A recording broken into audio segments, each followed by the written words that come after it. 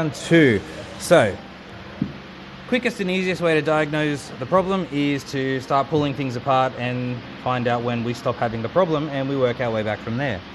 So these are all additional accessories. I have no idea what they actually go to. I didn't do any of this work.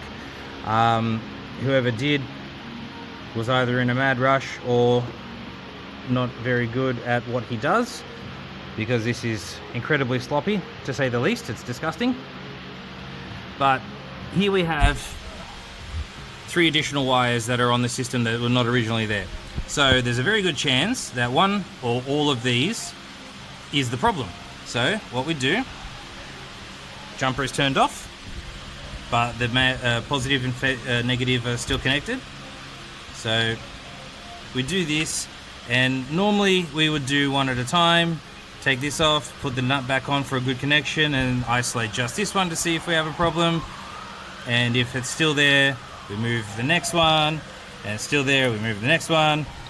But we can bypass that for now. Just really speed up the process by putting this back to factory. So this now has just 2 main cables as it was made by Nissan.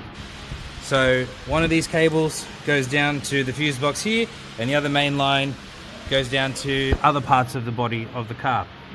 So what we do, speed up the process, put the nut back on, make sure the connection is good here, and I turn this off every time because I don't want it to still think that the old problem connection is there. Once I've disconnected something, I might get a false positive on we have a problem when it's not exactly persistent. So turn it off, reset everything, start from scratch, best chance of getting the right answer.